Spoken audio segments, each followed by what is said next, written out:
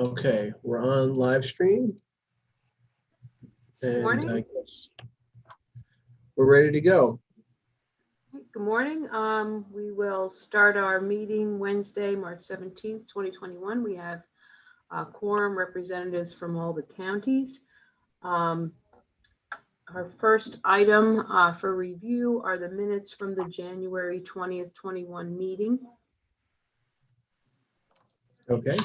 Any discussion, corrections?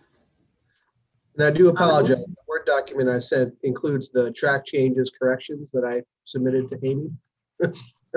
So I would suggest that they be approved with the corrections noted in the track changes. Thank you, Mark. Do we have a motion to approve the minutes? I'll make the motion. A second? Second. Thank you, Barbara. Thank you. Okay, our next item, it's memo 21-06 in your packet, the financial statements. Sure. So these are the financial statements through February. We only book revenues on a quarterly basis after we're issued a rate for that quarter. So you'll notice we see a lot of, well, this accounting, you don't see too much in the way of expenses because we haven't received the actual expenses from Berkshire Farm. So the only revenues that you see are related to the reimbursements from the counties to the bedroom project. And since we haven't received financials from Berkshire Farm for January and February, there are no expenses shown there. I hope to have those squared away next time. Berkshire is still in the process of onboarding a new point of contact for our accounting purposes. And so their director of finance has been shouldering the massive burden of doing all the tedious accounting work plus all the macro financial management that Berkshire requires. So there's some delay there. So I'm not going to ask you to adopt or accept these financials because they are admittedly incomplete at this point. Thank you. Any questions for Mark on this? Okay, we'll move on to our item number 4 today. The not quite pre-audit financial statements. It's your memo 2107. Yes, thank you. These are also not complete, but they're not complete not because of Berkshire or our fault. We just haven't been issued a rate that we can charge for Q4 of 2020. So without being able to book those revenues, they're not technically our pre-audit financials. Our auditors were scheduled to begin work this week. However, we're still waiting for the Q4 2020 rates that we can charge before we can book that revenue and start the audit. So again, these are also incomplete, so I'm not asking you to accept them. I don't know that the board needs to accept the pre-audit financial statements formally before the audit can proceed. So I'm just presenting them here for you for your information. You will notice a couple trends in the budget that will be carrying forward into 2021 and were reflected in the 2021 budget. Namely that the majority of the costs are now going to be shouldered on the SSD side, which is, favorable to the counties because SSD operations are 100% reimbursable. And this is a function of, obviously flipping the wings so that more of the beds in the facility are allocated to the AO population, and we also have experienced a higher percentage of raise the age youth in the facility. So that trend will continue. It's reflected in the 2020 financials after we flip the wings in the summertime, but it is carried forward into our anticipated 2021 budget. And I think it will, bear out as we move through the year that the majority of the expenses for operations will be on the SSD side. One note on expenses and particularly raise the age related reimbursement. The state has acknowledged, I think after I had been pressing them on this, that their records in JDAS are not complete. And so JDAS is the essential database of youth that are in the facility, and it includes various things about their adjudication and their status. It has one column in there for each youth to flag them as raised the age or not. And if there is missing data in their database, youth related to the date of offense, the youth are automatically flagged as non-raise the age. And so we've identified, a not insignificant percentage of those flagged as non-raise the age as are in fact raise the age youth, and there's missing data in the system. So I've just sent an email reminding the counties, and OCFS did send an email to all the stakeholders, and I forwarded it to the counties just to remind them that if you encounter youth that are shown as non-raise the age in the system, to make sure that the facility staff, Donna Savino, who's the office manager at the facility, has all the information on date of offense so the youth are appropriately categorized as raise the age.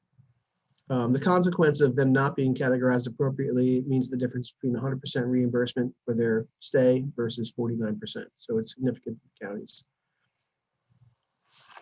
And that's the report on the not quite pre-audit financial statements. Thank you, Mark. Any questions for Mark on this at this point? Okay, we will move on to our item number 5, and that's review of waivers. That's your attached memo 2108. Yeah, I wanted to take a moment just to take a step back and provide a reminder to the board about the current waivers that we have for our operations, and just to answer any questions related to them. So back in March of 2020, we secured a waiver to suspend in-person visitation. Over the summertime, when numbers were low, we were entertaining the option of resuming in-person visitation. But then the COVID numbers spiked in the region, and we thought it'd be a good idea to keep that waiver in effect.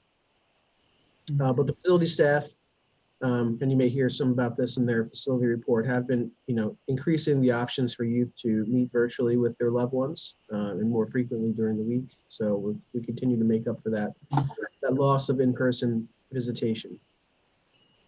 The next one is the co-housing waiver, and this allows the co-mingling of JD, JO, and AO youth in the facility. We originally secured it to address the lack of beds for the AO population in the state, so that we could intake a couple of youth from Albany County. But, since then, it sort of remained in effect, and it's been helpful to the facility to be able to have more flexibility in terms of classifying youth. So some youth might do better with their grouped in, with a certain population than another population. There may be some conflicting gang affiliations. So this ability to commingle the youth based, is helpful to facility operations. And the Berkshire staff is pursuing an extension to that co-housing waiver at the moment. Staff ratio waiver. Amid the staff crisis that we experienced back in January, Berkshire staff did reach out and secured a waiver to reduce the overall required staffing for this facility down to a minimum of 4, and that's under the regulatory ratio of required staff to youth. That was a temporary waiver, and it is expired in February 17th. And I'm pleased to report that the facility is back up to not quite regular programming, but as regular as possible at this point, and they have, are meeting the requirements for staff ratio to youth in the facility. We also secured a waiver from OCFS to allow probation officers from Albany County Probation to serve as backup staff for the facility. That was also a temporary waiver that was in effect for 14 days. I believe parole officers did serve a couple shifts in the facility, but outside of that, they weren't needed. Just like to recognize Bill Connors for his quick action to move mountains to do something that I don't think the state has allowed ever. But certainly appreciate that support from Albany County and Bill's department. I'm not sure if this memo was the right place for it, but just documenting my appreciation of the work that the staff at Berkshire did, Luke Jacobs for his leadership, and certainly Joe Mancini for his leadership and being on the ground in the facility during the staffing crisis. It was encouraging to see all the support from the agencies, OCFS and SCOC. Everyone really came together and provided any help that they could to manage the crisis in an appropriate and effective manner. We received immeasurable support from the Albany County Sheriff and his department for, either rapid testing or facilitating, a testing program, getting that up and running quickly, and also providing some critical guidance as it relates to facility cleaning and other procedures for intake and other things to manage that crisis. So it was great to see all the agencies collaborate effectively on that to address the crisis. And I hope, with the new sort of ramped up procedures at the facility, I hope we can avoid any similar circumstances in the future in terms of the staffing crisis. But just any questions on the current waivers, and I'm sure Luke and Joe will talk some about the new procedures for intake when we get to the facility operations review. Thanks, Mark. I don't have any questions, but thank you. Really, I echo your thanks and appreciation for everybody who jumped in at the time of crisis.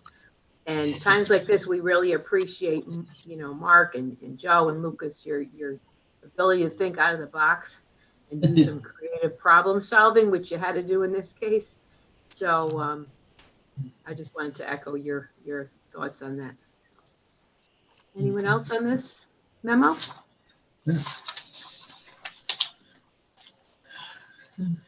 Okay. All right, we will move on then to item number 6. And this is an action item. This is the reconciliation, and it's your memo 2109. Yes, we're gonna do some time traveling today. So if you recall, back in 2017, 2018, when Raise the Age was new, we were being required to shift our model for funding the operations of the facility. The board was concerned that there might be a cash flow issue. So the board at that time decided to suspend or delay the reimbursement that was due to the counties for overpayments received in 2017 and 2018. So the board previously took an action on the reconciliation payments to the counties. But since that action, some revenues related to that reconciliation changed. This is all outlined in the memo.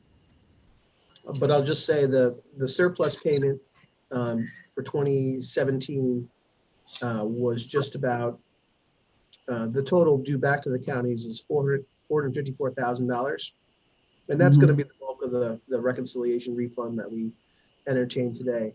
In 2018, we originally had about $120,000 in overpayments that were made.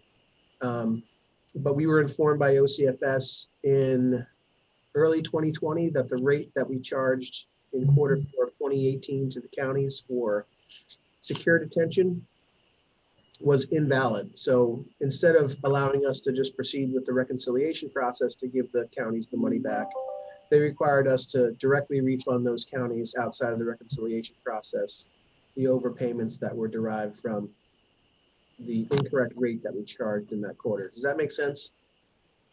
So that effectively reduced the $120,000 surplus for 2018 down to a nominal amount of like $5,600. So that's the bulk of the changes in this reconciliation process. I just wanted to paper the board's support before we send the checks out to counties for this reimbursement. One thing I'll remind you, and this is on page 2 of the memo, and it relates to the net refund. We did incur some ineligible legal expenses in 2017 that the counties voted to make part of this reconciliation process, so they didn't have to cut a check directly to CDYCI. It would just be deducted from the amount that we gave back to them. So I just want to remind the board of that circumstance. The counties will receive a table that will explain that netting. The county is going to be like, what are you talking about, this legal expenses? I don't understand. So it might be, we might have questions from the county offices that process these but I'll answer them as best as we can. Any questions on the reconciliation?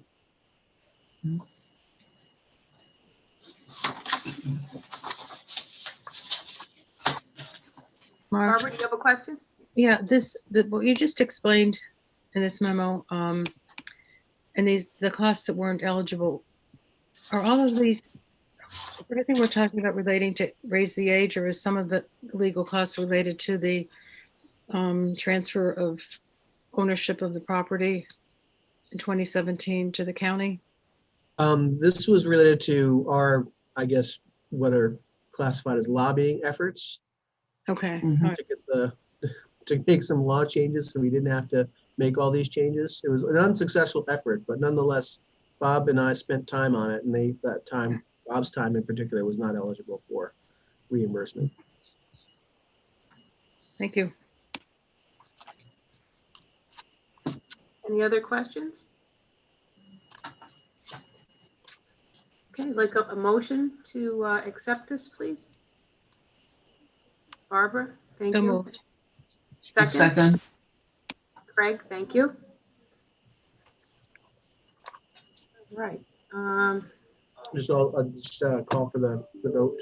Yep, all in favor? Aye. Aye. Any opposed? Okay, this carries. Thank you. Great. Our next item is, let's see, facility usage. And you have a So, memo. yeah, the charts are basically self-explanatory. The first chart is the daily census, and you can see the sort of flip between, use in the facility now trending more heavily towards the SSD side of the facility. And then the second chart just shows the counties that are using the facility and the classification of youth that are majority in the facility. The gray bars represent the SSD male population. Obviously the most significant portion of the population for this year. The facility has experienced a decline. As we were closing out 2020, the facility was basically full since then, and I think accelerated by the staffing crisis in the facility, which helped to move youth out of the facility, and also the suspension of intake at the facility and wintertime all contributed to lower numbers in the facility. So I think our daily census is down to about 14 or 15. Is that right? 15? Okay. We're currently at And 15. if any county wants this data in a different way, just let me know. We can do breakdowns, any way you want them, basically. So Mhm. any questions? Thank you, Mark. We'll move on then to facility operations. Berkshire report. So yeah, as I sort of teed up, there were a variety of things that happened as a response to the staffing crisis and the COVID infections at the facility. And I just wanted Luke and Joe to speak a little bit about that, and then sort of paint a picture of the programming at the facility that's happening now, and maybe sort of foreshadow some of the activities that are going to be happening as we move forward. So I'll turn it over to Luke and Joe. Joe, do you want to speak about how we are handling intake and programming at the current time? You're muted, Joe. Yeah, currently we have 3 rooms for new admissions. A70, it indicates out of order, but that is being fixed. We also have 2 rooms in the A unit that are reserved for quarantine, and the B dorm for girls. We have 1 room in there designated for quarantine. If we were to get 2, we would use one of the 70 or the girls' dorm. They're quarantined for 3 days, and within that 3 days, we do a rapid COVID test to test them. After the 3 days and a negative test, they're asymptomatic. They go into the population. So that's been working well. Haven't had any issues.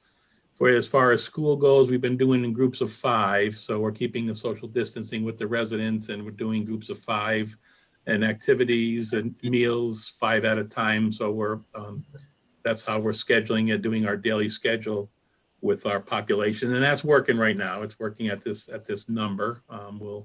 As we progress, we're getting our staff back to normal. We're doing several interviews, have a couple of new staff that we brought on. So it seems to be a little bit stable after the uptick we had. We had at one point 24 staff out, 10 residents tested positive. And I have to say, I was so impressed with the residents. The youth were were really amazing. Dave Bissell did a few hours helping out, and he too commented on how cooperative the youth were. We went out and bought DVD players, notepads and markers and puzzles and games, and they were content sitting in their room watching movies, and they were just fantastic. No issues at all with the youth. So I was really impressed with that. And moving forward, we have several things that we're working on to improve programming for the youth, particularly in the education arena. One of the first things is we have received a private donor who wants to improve educational access within the facility. So working with the South Colony School District, we are putting together some quotes from different companies to enhance the internet access that we have, the speed and the accessibility throughout the facility, which is the first thing identified by the school district that we need to do to be able to provide things like vocational training and other enhanced educational opportunities. So we are working right now with the school district and our IT department to really dramatically enhance the internet capability and Wi-Fi capability in the facility. And that's step one. We've also have found a private donor and a private foundation interested in donating funds to support vocational training programs, both virtual and in person in the facility. So once we have the technology upgraded, we will be looking and working with these donors on how we can improve the facility. On a really positive note, Berkshire Farm, we have a scholarship fund called the Mott Family Scholarship. It's donated by a private donor to our facility or to our agency, and it has been always for youth in foster care who are planning to go to college to help pay for room, board, books, tuition, whatever they need help with. This year, after talking with the donor, he has agreed to open it up to all of our secure residents. So our president of marketing is going to go present to the kids and the staff about what the program is. But what we do is from the end of March to June 1st, we allow youth to apply.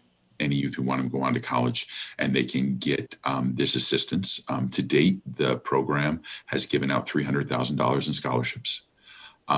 One of the really important parts of the program, though, that they're going to allow our secure youth to be in is called the alumni program, because we know a lot of our youth are either not old enough to go to college at the time when they're getting out of our facility, or they may not be ready for college.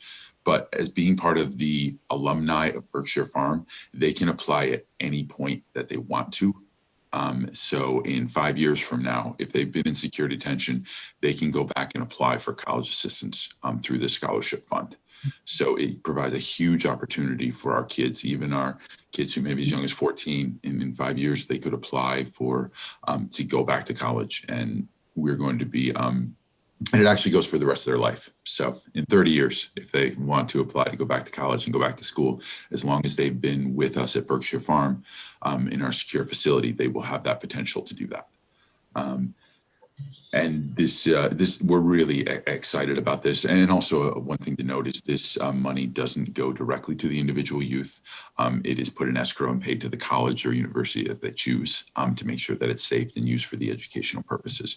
But we're really excited to have this opportunity for our kids in secure detention. We haven't had that before.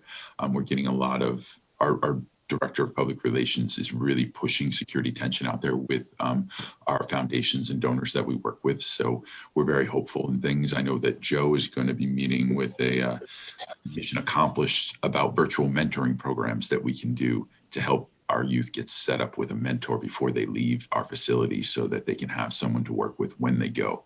And this goes with a larger plan that Joe is working on for aftercare for our youth to really help them not to come back to our facility. Yeah, we've made some contacts with those agencies, and in preparation for the vocational, we started having our AOs take the career zone assessment. So we're kind of looking at the interests and seeing where their interests are, so we can start looking at program design for their interests, and then see if we can begin them on a career track, at least some developing those skills. So we just started doing that. Thank you. Great report. You got so many positive things going on. It's really is. And just a quick question, Luke, what are the restrictions in terms of the scholarship? And what does it cover? So it covers tuition, room and board, meal plans, book expenses, and other items needed to succeed in an accredited college. However, it's also been used in individual case-by-case basis for some other vocational training programs that youth might be attending. So we're going to encourage them to apply no matter what kind of continuing education program they're going into, because we really want to support them moving forward. Thank you. What is the success rate of similar programs of that sort overall? The vocational programs? Yes. Well, we're kind of trailblazing a little bit here. They do some programs, smaller programs in other security tensions, but we're looking at a much broader, much larger program. And the main reason is because working with the AO population is a different world, and everybody's trying to move forward programs like this. So other security tensions across the state are looking at it as well, but we don't have a success rate for it. We're going to kind of set our own benchmarks as we move forward. Huge step forward. So Yes. thank you. Are there any other questions anybody has? No, thank you, Luke, and thank you, Joe. Thank you very much. And I will mention just the amount of the donation for the Wi-Fi improvement in the facility is around the $30,000 range. So it's Yes. Not as significant as the college scholarships, but still a significant contribution to the improvements of the facility. And Berkshire is following all the procurement guidelines for items we need to purchase for the building of the facility, just to make sure we have that squared away. Yes. There was one other attachment that I included in the board packet that we received last week from OCFS, that's sort of a handy desk reference. I just wanted to go over it quickly. There's been a lot of confusion about the status of youth and where they can go, and and how who has the custody of them and all this other stuff. So OCFS put together the last not quite the last attachment, this attachment that I put in your board packet that talks about the offense category, the detention options. So one of the things that created a lot of confusion in the community was adolescent offenders who are 18 plus may be committed to a local jail with a securing order from a judge. So they don't necessarily need to come to a specialized secure detention facility, but it's up to the discretion of the judge. No youth can be automatically moved at or over the age of 18. So if the youth turns 18 in our facility, it's not like they have to be moved to the jail at that time. So that's just some clarifying information provided by the state in terms of that category. I think that brings us to other business. Other business. I'd like to, we have an item to be discussed in executive session. So I'd like to ask for a motion to move us to executive session with invitations to Mark Castiglione, Berkshire staff Lucas Jacobs, and Joe Mancini, our counsel Robert Ryan, and board members who are here today: William Connors, Lucille McKnight, Kristen Swinton, myself, Stephen Bale, Craig Warner, Barbara Morrow. I have a motion to move us to executive session. So moved. Second. Thank you. Is there a second? Second. All in favor? Aye. Any opposed? All right. Thank you, Laura. We're going to try to do breakout rooms. So I'm going to assign people to the breakout room, and I think this should work without a hitch, but assign. And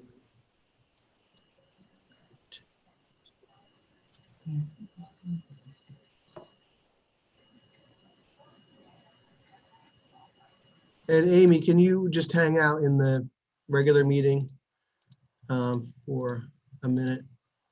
And then Since we'll, we've already made the motion to go into executive session, do you want to stop the recording at this point? so when we go into the breakout room, the recording will be recording basically Amy and not recording us. Okay. Okay, so I'm going to add everyone to the breakout room. You may get a box to join the breakout room, or we may be added automatically. So we'll see how this works. Okay.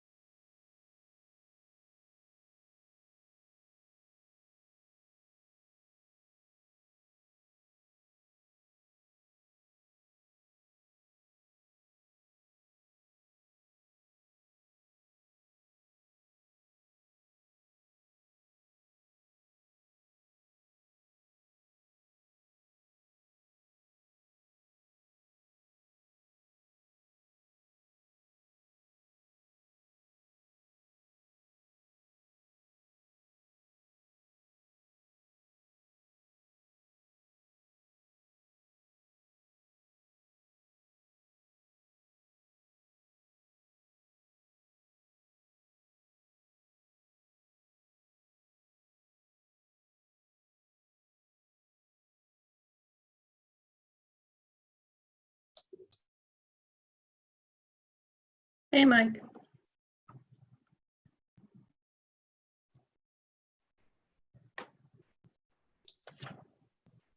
I'm very late, so is the meeting still going or? No, it's, they're in executive session. Okay, perfect. Great. All right, cool.